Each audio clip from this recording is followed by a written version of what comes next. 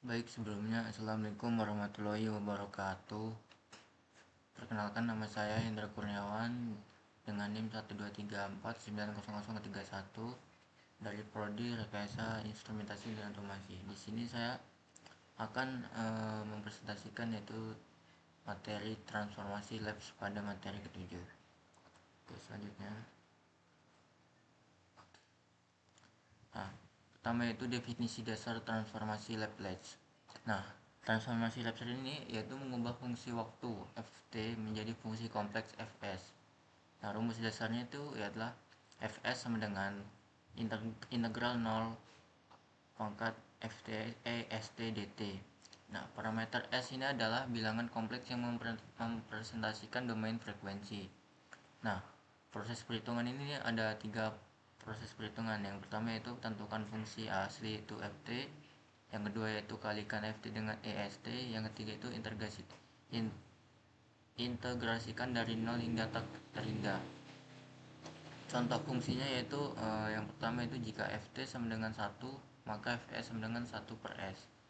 Yang kedua itu jika ft sama dengan t, maka fs sama dengan 1 per s pangkat 2. Yang ketiga itu jika ft dan EAT, maka fs sama dengan 1 per s min a.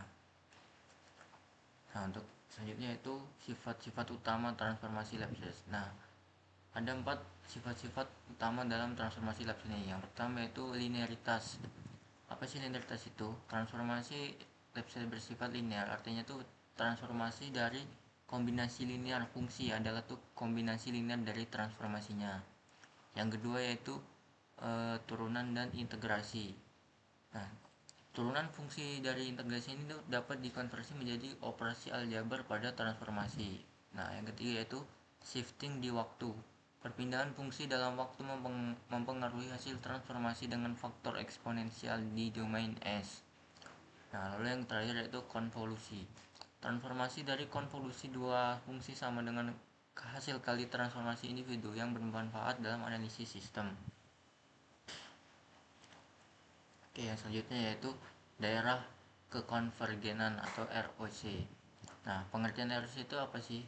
Pengertiannya yaitu himpunan nilai kompleks S hingga integral transformasi Laplace konvergen. Nah, peran ROC ini yaitu menentukan validasi transformasi dan sifat sistem seperti kestabilan dan sebab akibat. Contohnya itu yaitu seperti ROC ini dapat digunakan setengah bidang kompleks, itu tergantung pada fungsi asli ft-nya. Oke, yang selanjutnya itu aplikasi transformasi Laplace dalam teknik. Nah, dalam aplikasi transformasi Laplace dalam teknik ini dibagi menjadi dua, yaitu analisis sistem kontrol dan elektronika dan sinyal. Nah, yang pertama itu bahas tentang analisis sistem kontrol. Transformasi Laplace digunakan ini untuk merancang dan menganalisis sistem kontrol dan domain frekuensi, memungkinkan analisis kestabilan dan respon sistem. Nah, terbagi menjadi dua macam, yaitu fungsi transfer dan respon impuls dan langkah. Oke, yang kedua yaitu elektronika dan sinyal. Nah, dalam menganalisis rangkaian listrik dan sinyalnya termasuk permasalahan dan filter sinyal. Ada dua macam, yaitu analisis rangkaian RC, RL, dan RLC. Yang kedua, studi filter dan sistem komunikasi.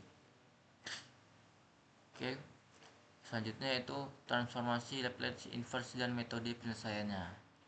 Nah, dalam transformasi Laplace ini dan metode penyelesaiannya ada tiga metode. Yang pertama yaitu definisi transformasi inverse, yang kedua metode partial fraction, yang ketiga itu penggunaan tabel transformasi.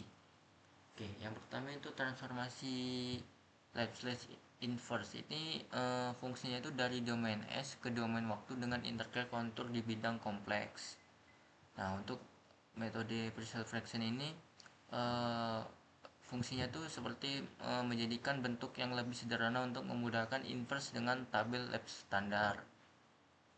Untuk yang ketiga itu penggunaan tabel transformasi. Nah, apa sih manfaat dari tabel transformasi ini?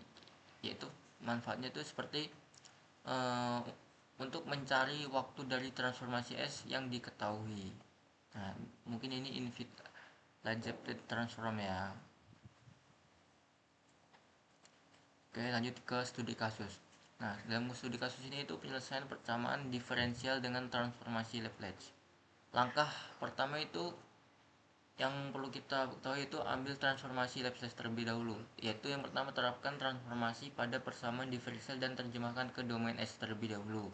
Nah, lalu baru kita ke langkah kedua, yaitu algebraic manipulation, yaitu di sini kita harus menyelesaikan persamaan aljabar dalam domain S untuk mencari fungsi fs-nya. Nah, lalu yang ketiga baru kita transformasikan ke inverse. Nah, gunanya itu untuk transformasi inverse ini untuk menentukan solusi fungsi ft dalam domain waktu. Nah, kesimpulan dari transformasi Laplace ini dan langkah selanjutnya yaitu yang pertama itu pentingnya transformasi Laplace ini, yaitu untuk memberikan metode yang efisien untuk menyelesaikan persamaan diferensial dan analisis sistem teknis. Nah, yang kedua itu tentang pemahaman mendalam. Nah, mengapa sih kita harus paham tentang transformasi Laplace ini? Itu gunanya untuk menguasai sifat dan metode transformasi agar memudahkan aplikasi dalam berbagai bidang teknik. Mungkin rekomendasi itu untuk rekomendasi untuk selanjutnya yaitu agar lebih memperbanyak menyelesaikan berbagai soal dan memahami aplikasi nyata untuk menguasai konsep. Mungkin sekian dari presentasi dari saya. Apabila ada salah kata saya mohon maaf. Saya akhiri. Wassalamualaikum warahmatullahi wabarakatuh.